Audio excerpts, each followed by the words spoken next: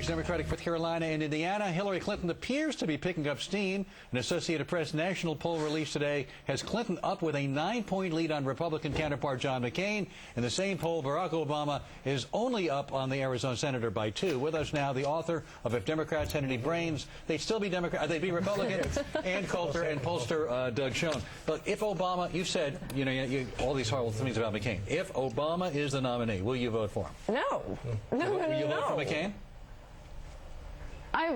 He's going to choose a vice presidential nominee. That will be the person I'll be voting for. But no, I've never said I would vote for Obama over McCain. Like as you said, I'm not comparing McCain to Hitler. You once said Hitler had a coherent tax policy. Right. This is the man you would vote for president.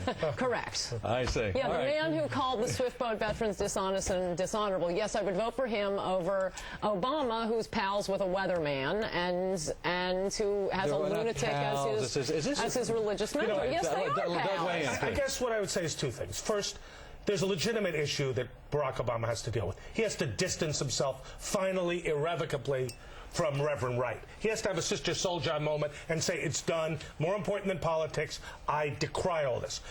Alan, this is an election that's about the economy. It's about Iraq. Yeah. You looked at the USA Today poll this morning. It shows when voters find out where McCain stands, they basically end up where Ann and I are, with Hillary. And well, Sean, you're the only one with McCain. Ann doesn't mean it. We share the same views on national security, and I stand with Ann when she says that Hillary was stronger. And that's see where you started. I respect that. Hillary's our girl, Sean. Here's my question. Yes. I know. The big question is, does Hillary? That's all right. Does Hillary? I'd rather look over there too.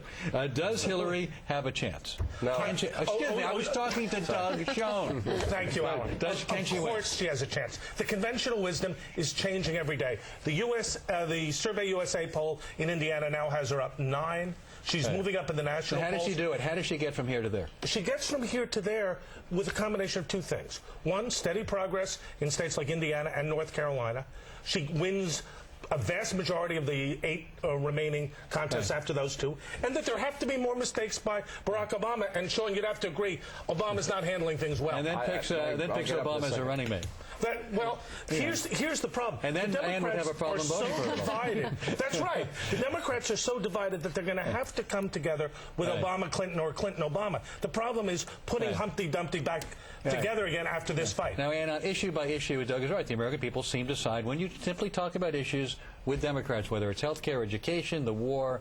That's where, unfortunately, we're talking about all this ancillary stuff, which is not relevant to what a president can do. I don't believe that, but I do believe ab initio, you start out with the Democrats ahead this year because Bush has done such a magnificent job preventing another attack since 9/11. People have just forgotten about terrorism. They've forgotten that is a threat. Better than Pelosi's 11. All the That's time. probably true. With, as I was saying, go ahead. Let Ann finish. This is what Republicans do all the time. There's a problem. Republicans solve the problem. We lose it as an issue. We did it with crime. We did it with taxes. Now we've done it with terrorism. And so after Republican rule for a while, the nation goes crazy and just think, oh, let's try a Democrat again. And so it looks like it should be the Democrat year, but you got Hillary Clinton, and I must say it is getting very hard to support Hillary Clinton because she keeps sending out, James Carville and Bill Clinton. I mean, if she could get rid of Bill Clinton and the whole Clinton administration, that's a big problem for her. Obama has the crazy pastor and the crazy connections with the weatherman and is attacking people for religion and guns, and then we have McCain, who's a liberal Republican. So I can't see any of them winning. Doug, Ron Paul. Doug, let me ask you about the Sister Souljah moment. How could it be possible? I mean, let's be real here. For 20 years he sat in the pulpit. He had to know where the minister was coming from. He disinvited him for a reason. So it would seem like he is a, quote, quintessential politician who's doing what is politically expedient, wouldn't it? Reverend Wright made it very clear that he sees him as a politician. And sometimes you have to put principle first. You can't let yourself be held hostage by the likes of Jeremiah Wright. And he has to say enough. But wait a minute. It would be political expediency. No, it would be hang on a second. I think he believes what Wright says, or else he wouldn't have stayed there 20 years. He doesn't believe it. Do you believe him? I don't know what to believe. I want to hear from him again. Again, these comments. I want him to disavow completely. That's what he needs to do. I don't think that's enough. Sean is right about that. I don't care whether he believes it or not. He called this guy his spiritual mentor. He was married by this guy. His children were baptized by this guy.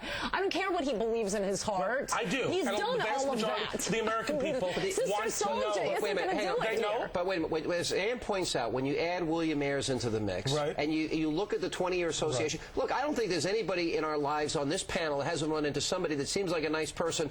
2 years later, you begin to say they were a nut, and you disassociate themselves. I don't think you can hear Reverend Wright for 10 minutes and not figure out that this guy is... And I don't think any of us have a friend who set a bomb off in the Pentagon. I don't Not think even Alan. You know what? Barack Obama had a message that resonates on unifying the country. He has to make it clear what his values are and what his values aren't. Ann made a funny line, but it's a true, and she was kidding about Alan. But the point is, how can you have an unrepentant friend who bombed the Pentagon, bombed the Capitol, bombed New York City Police headquarters, be friendly, give speeches with them, and sit on a board with them? And then want to be commander-in-chief. I could see doing that, but don't run for commander-in-chief. You know what? At a certain point in time, you have to say who you are, what you stand for. Do you not and look, you say he's going to be the nominee. He's not going to unilaterally disarm. He has to tell the truth as he knows it. If he does that, he has a chance. Maybe too late, but he's got to do it. Go ahead, say it again. Hillary's your girl. Hillary, we Say it, share. Ann. It's Look, getting we share very a view hard as long on as I see national Bill defense. Clinton out there. I know you'd back off.